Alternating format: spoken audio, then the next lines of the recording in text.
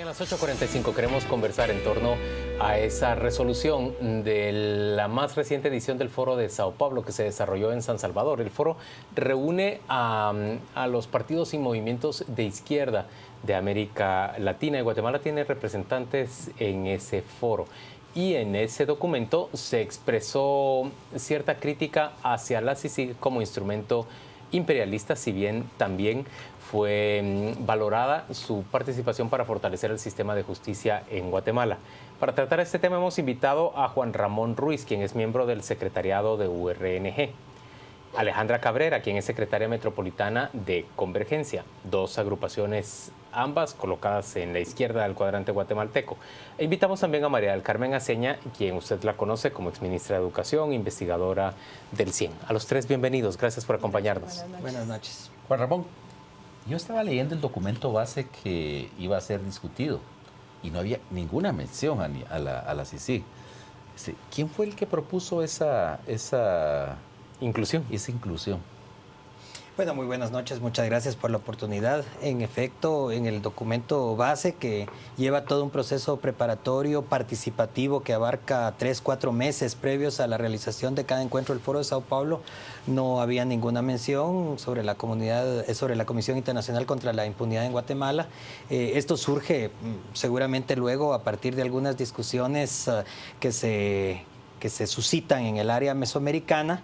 Y entendemos que alguna de las personas, algunos de los compañeros o compañeras, miembros de la comisión de redacción de la declaración final, habrá hecho esa propuesta. Pero la preocupación ¿de dónde viene? ¿Viene de Sudamérica, de Ecuador, o viene aquí del Triángulo Norte? Nosotros no estuvimos en la comisión de redacción. De hecho, yo tuve en mis manos el documento apenas pocos instantes antes de que fuese leído por el secretario general del FMLN, y nuestro secretario general la noche previa también hizo algunas averiguaciones, pero en ningún momento, al menos como URNG, y yo puedo hablar por mi partido, nosotros tuvimos el conocimiento pleno de este párrafo de la redacción, de este párrafo con detalles, sino que simplemente ¿Y ustedes acuerpan esa redacción? Definitivamente no, y por lo tanto, después de la lectura de la declaración final, cual pues obviamente siguiendo la costumbre del Foro de Sao Paulo es aprobada por aclamación, yo solicité la palabra y en nombre de mi partido y también del movimiento político WINAC, que es miembro del foro, pero no del grupo de trabajo, que es la especie directiva del foro, razoné el voto refiriéndome a algunos aspectos muy puntuales sobre los cuales podemos hablar también más tarde. Porque ustedes no ven a la CICIG como un instrumento imperialista. Nosotros hemos apoyado a la CICIG como un instrumento guatemalteco, pedido y solicitado voluntariamente y soberanamente por las guatemaltecas y los guatemaltecos, y como parte signataria de los acuerdos de paz reivindicamos que a partir del compromiso número 4 del Acuerdo Global sobre Derechos Humanos le da el sustento y el origen político y luego jurídico e institucional a la existencia de la CICIG. Alejandra, en Convergencia, ¿cómo ven a la CICIG? ¿Comparten lo que el pronunciamiento del Foro de Sao Paulo?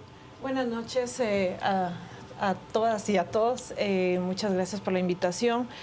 En primer lugar, quisiéramos decir que la Convergencia se conforma por diferentes espacios. Está la parte político-legal, que es el partido, está la CRD y está el CPO. Dentro de la Convergencia pues hay diferentes expresiones y nosotros no apoyamos esta declaración final. Nosotros apoyamos y respaldamos el trabajo que ha hecho la CICIG en conjunto con el Ministerio Público, el fortalecimiento de esta institucionalidad que ha sido tan necesaria para todo este proceso de desenmascarar estos grupos que han defenestrado el Estado.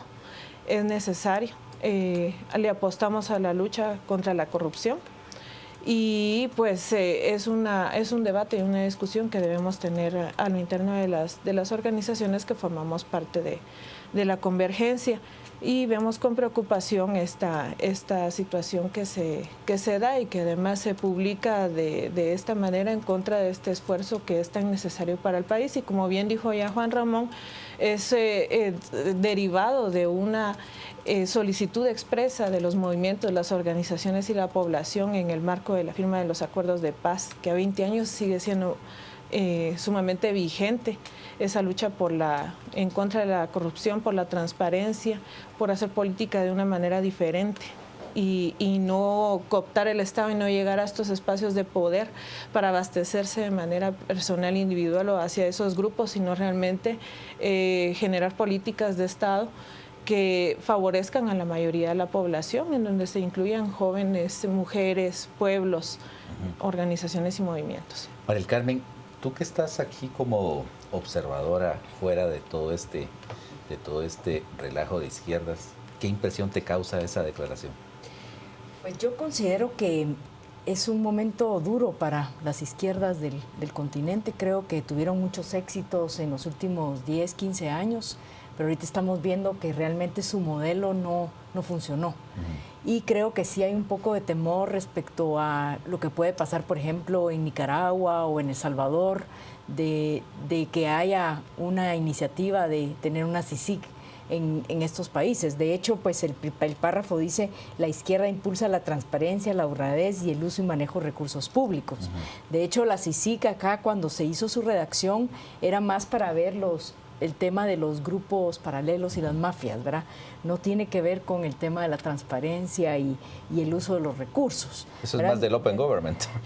Pues exactamente. Entonces, yo sí creo que, pues, me gusta parte del documento donde dice que hay que crear nuevos paradigmas de la izquierda. Yo creo que el mundo está convulsionado, pero si algo hemos aprendido en Latinoamérica es que no podemos tener extremos. Tenemos que construir un modelo económico, social y tal vez un sistema más democrático. De hecho, yo no comparto mucho de lo que se ha hablado en otros foros, porque realmente los poderes que llegaron del foro, muchos de ellos sí no fueron democráticos. O sea, entraron de la forma democrática, pero se quedaron para varios años, ¿verdad? De hecho, ahorita tenemos el peor caso, que es Venezuela, ¿verdad? Que hasta la OEA ya se pronunció y el señor Maduro no deja ni siquiera hacer los procedimientos para salir de forma espaciada. En El Salvador se teme que una Comisión Internacional contra la Impunidad en ese país pueda terminar expulsando al gobierno del FMLN. ¿Eso es lo que puede inspirar esta declaración? Yo creería que no es un temor, Juan Luis, y con todo respeto aquí por María del Carmen, a quien apreciamos mucho, también me permitiría disentir de algunas de las opiniones que luego podemos ir abordando. Pero para contestar la pregunta, yo creo que la CICIG en el caso de Guatemala, y a eso es a lo que nos queremos referir primordialmente, se solicita a partir del reconocimiento del Estado de Guatemala de la debilidad en materia de investigación criminal, de persecución penal, de todo el sistema de justicia. Sí, pero en El Salvador, la oposición surge en El Salvador porque ellos temen que se reproduzca algo así allá. Para contestar la pregunta, hay que ver cuán fuertes o cuán débiles están los sistemas de justicia en cada uno de los países que se han mencionado. En el caso de El Salvador, tenemos el ejemplo de que la misma justicia salvadoreña lleva a los tribunales de justicia al expresidente Francisco Flores. Se documenta perfectamente bien el caso de corrupción con los 10 o 15 millones de dólares de Taiwán, que no es poca cosa, y poco antes de la realización del proceso, pues el expresidente fallece. Por el otro lado, también hay un proceso enderezado contra el expresidente de izquierda, Mauricio Funes, el primer presidente del Frente del FMLN, y ante la justicia salvadoreña y ante los respectivos tribunales, el Ministerio Público y los órganos jurisdiccionales están cumpliendo de alguna manera con su labor. No se necesita. No me correspondería a mí en este momento juzgar sobre el sistema de justicia salvadoreño, y de momento hemos observado que tanto uno como otro y varios otros procesos pues han avanzado con los típicos problemas característicos de esos casos. Vamos a ir a una pausa comercial y volvemos dentro de muy poco para seguir discutiendo sobre esta declaración del Foro de Sao Paulo, en la cual se critica como un instrumento imperialista a la CICIG. Ya venimos.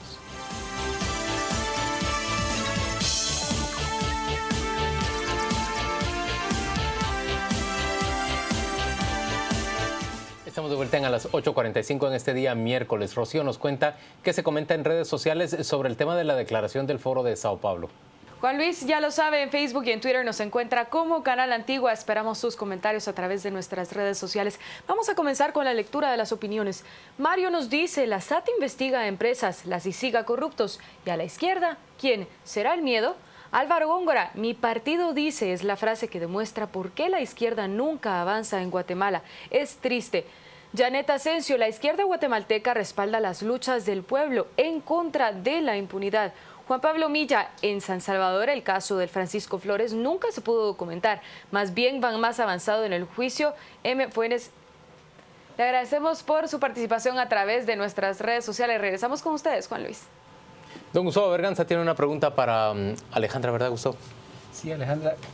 Juan Ramón decía que en realidad, mal que bien, en El Salvador el sistema judicial va funcionando, pues, y ponía el ejemplo de los dos expresidentes, bueno, ahora va a ser un tercero con Tony Saca, que son procesados, ¿no?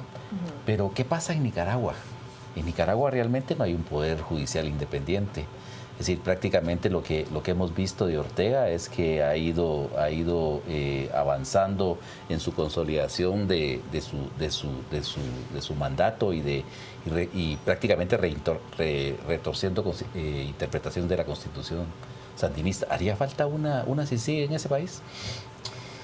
Mira, yo creo que lo que se necesita es el fortalecimiento de las instituciones, como en el caso de El Salvador, ¿verdad? Que se lleven a cabo juicios e investigaciones que permitan esclarecer hechos delictivos, sean cuales sean sus orígenes.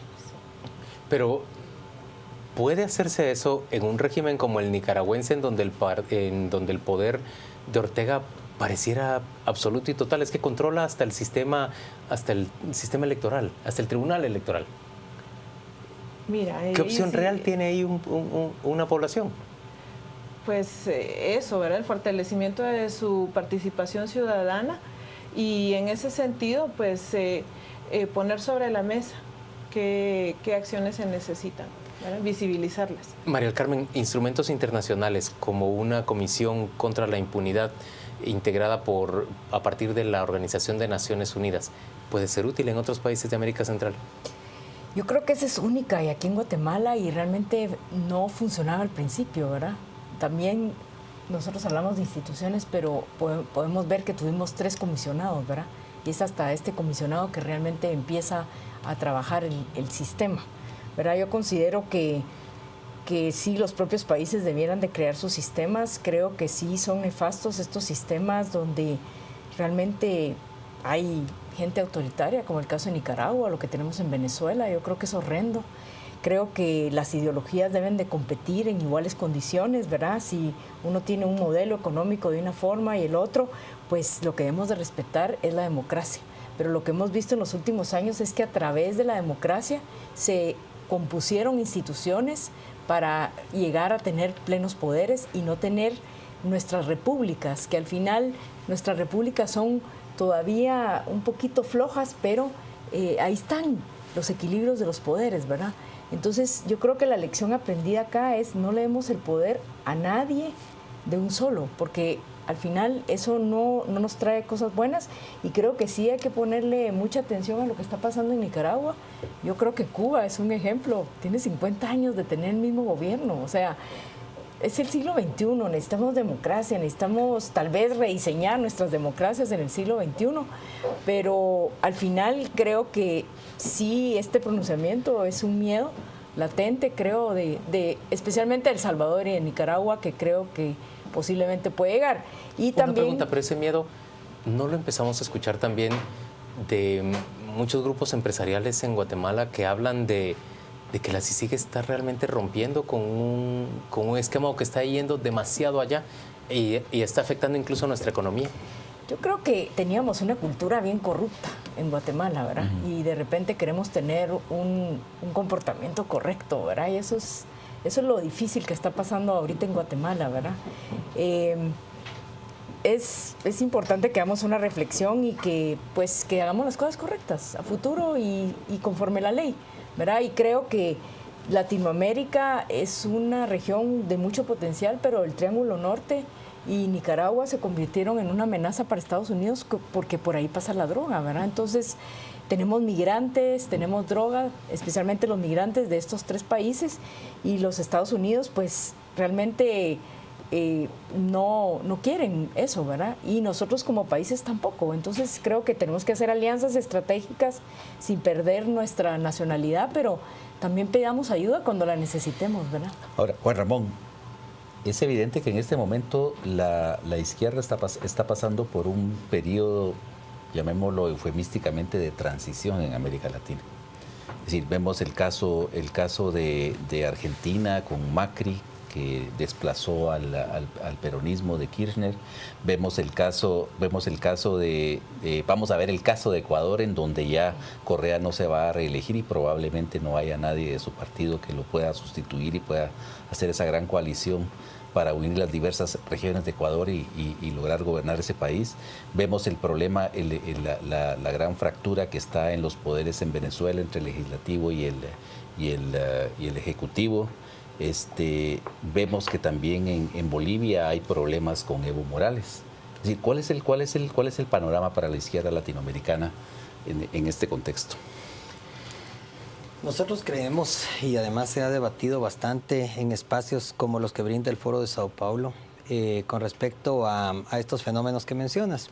Nosotros creemos que no es el fin de la historia y que este tipo de evoluciones van marcando puntos altos, puntos bajos. Hay procesos de avance, hay reflujos que siempre son un retrato de la correlación de fuerzas en un determinado momento. No podemos negar los avances sociales que ha habido en países como Ecuador, como Bolivia, como la misma Venezuela, como Brasil, Argentina, Nicaragua, El Salvador, todos los países, Cuba, todos los países que han sido gobernados o que son gobernados por movimientos y partidos de izquierda.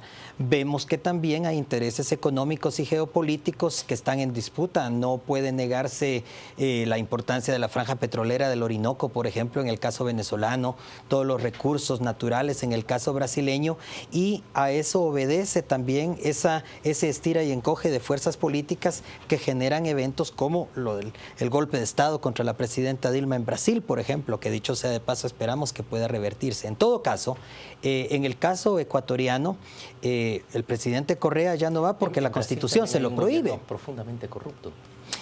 El gobierno de Michel Temer, por ejemplo, del cual ya cayeron 3 ministros. Y el del PT no fue corrupto. Y se está investigando y en todo caso se ha llegado a la conclusión, después de la presentación del último informe del Senado brasileño, de que la presidenta Dilma no cometió ningún delito. No, pero eso es otra cosa. Y ningún delito de corrupción. Y ahí se está juzgando. Pero corrupción en Brasil, ¿se puede negar la corrupción en Brasil durante el gobierno del Partido de los Trabajadores? Definitivamente la presidenta Dilma fue una de las primeras, o quizás la primera funcionaria del mayor rango en promover la investigación de la corrupción dentro de las propias filas.